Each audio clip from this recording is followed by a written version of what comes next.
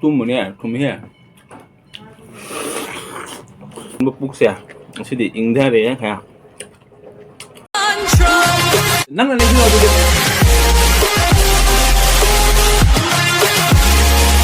Hello everyone, welcome back my new another video. Mayam ngasi kari cha duno tu mayam na zamane mayam ekite title ka tu thumbnail ka mayam khanga mane ngasi watermelon hoina mayam bang thazara ke watermelon se mayam kilo mari ni ko kilo mari lum bane mayam lum ni ko te mayam asi mukbang na thazara ke mayam ngasi mukbang se to duise mayam mamang de soigi mamang video de gi sabo do mayam khusa mani ino video se mudo mayam su gram mone gi video da atau mayam ngasi watermelon ne to ge mayam gi pukse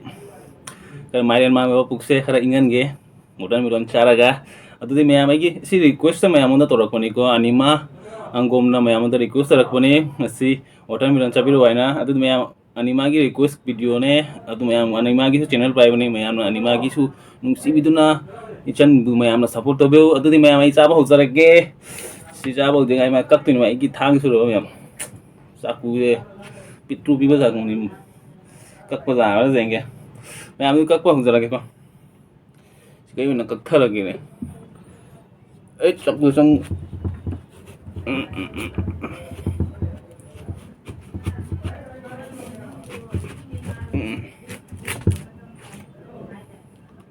cậy hết chọc từ xem được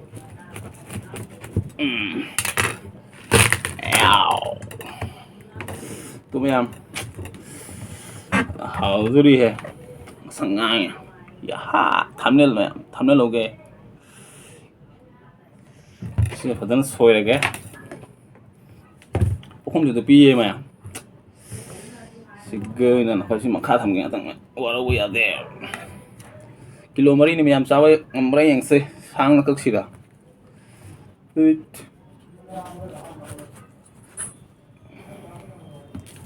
wah deh kat ke se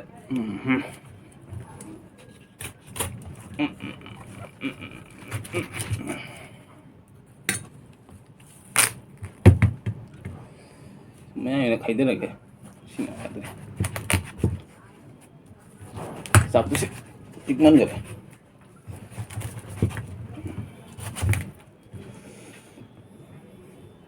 समय कहाँ गए सम piece तो कहाँ गए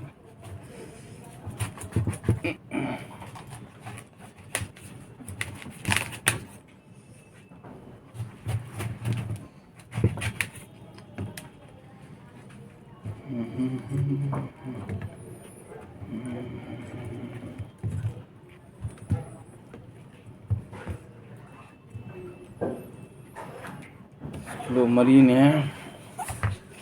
sabang Ngmbra zengge yang si sabang Ngmbra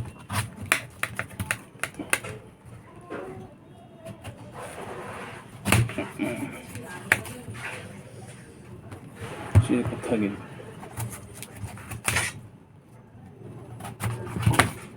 ai taro oh si dik mai tung ni si se mayam si sagi ke tu chalo raga asiu na kum sudara ke tu mayam saba husara ke saba Ngmbra denge ko mayam hauru se tu mayam saba to khatang tham ke chale tu mayam saba husara ke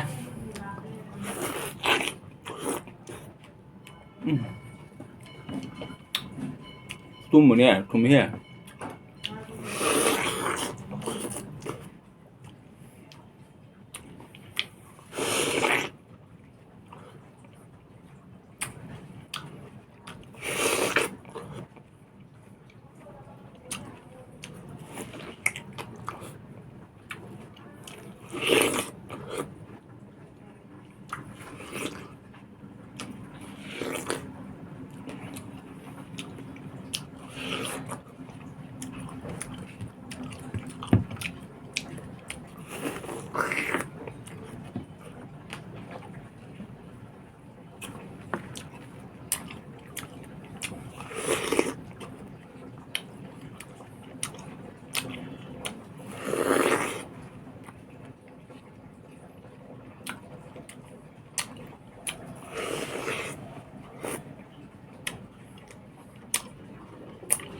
Mairen mai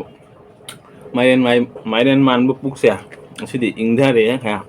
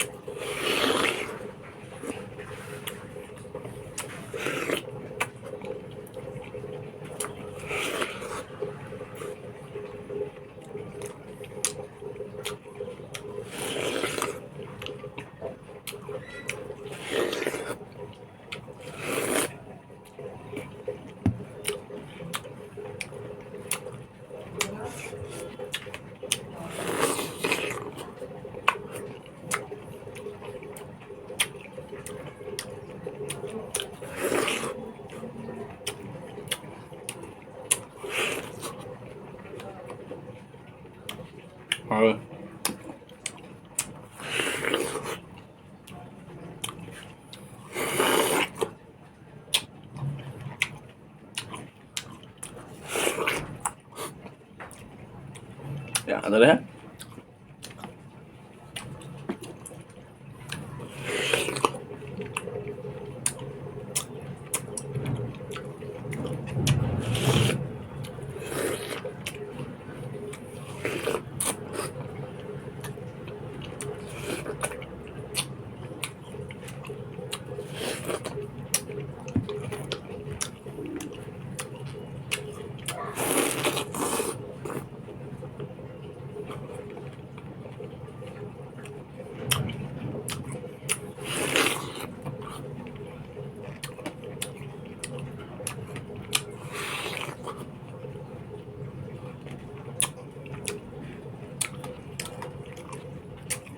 Em thum mà nè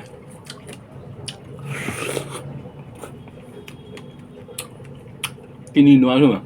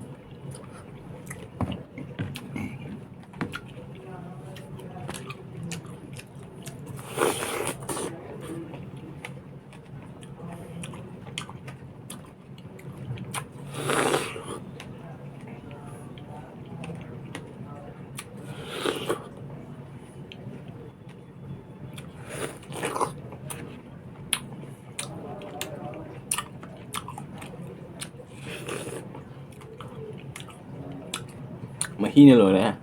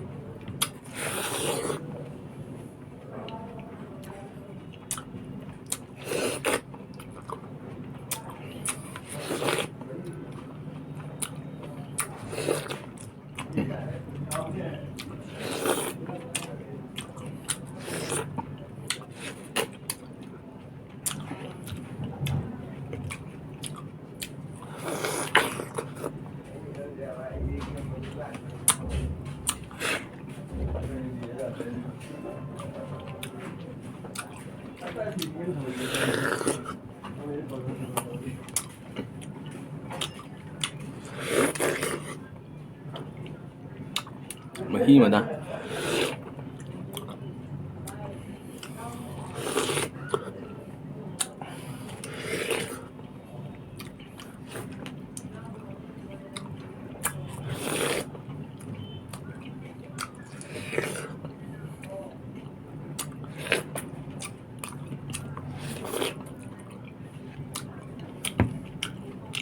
Mày ăn tặng ngay mà bây giờ ra. Tặng ngay mà sudah gak. Pokoknya tipik man gak mày ăn tuh gitu. Lumai tadi yang warung udah teh. Mana sang lah kakek. Uish, si trâu muốn cái gì?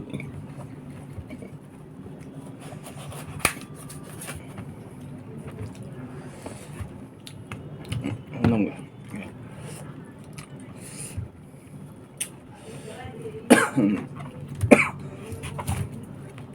Cái này, có trái mì lộn chai mà làm lốp không à? Có cái món hăng gì đấy? In bột chai này.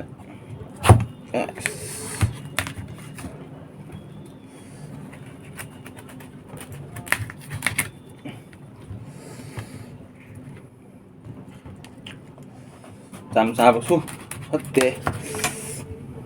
lốp thùng vào đi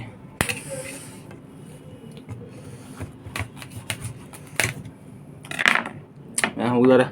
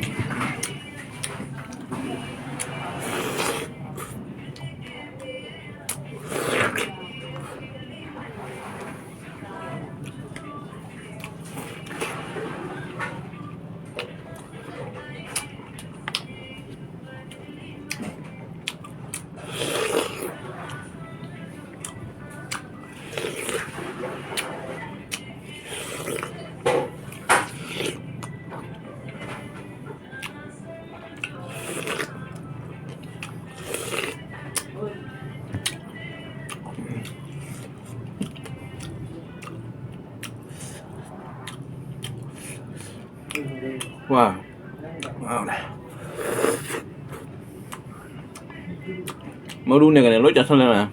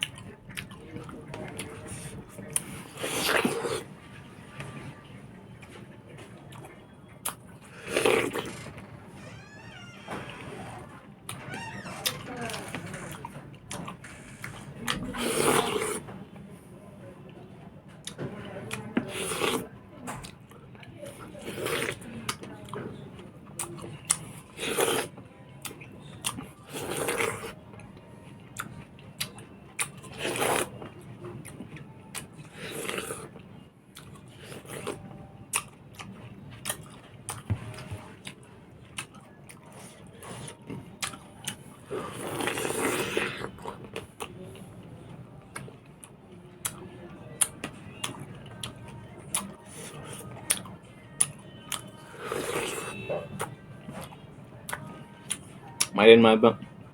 ꯄꯨꯛꯁꯦ ꯏꯪꯉꯦꯍꯦ ꯃꯌꯥꯝ ꯁꯥꯊꯤꯅ ꯅꯨꯡꯉꯥꯏꯔꯦ ꯉꯁꯤ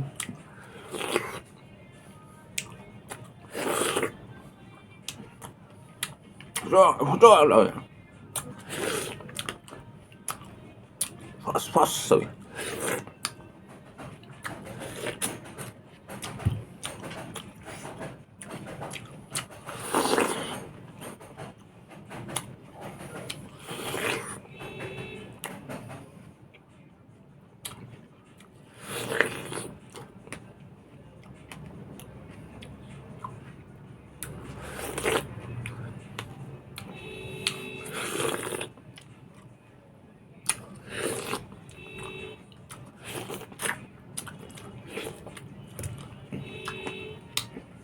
last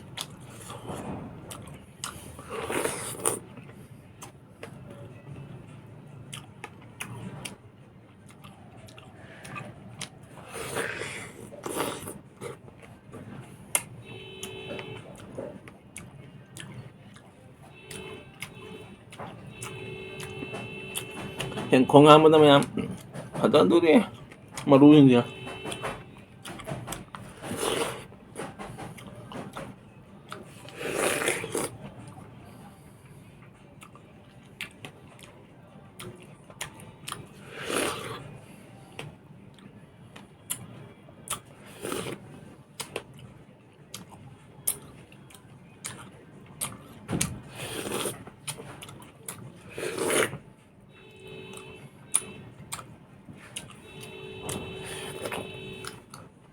씹고 누군가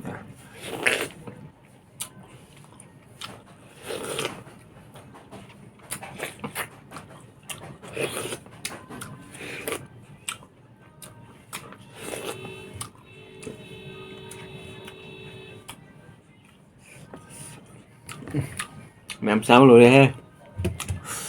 rồi thằng này thôi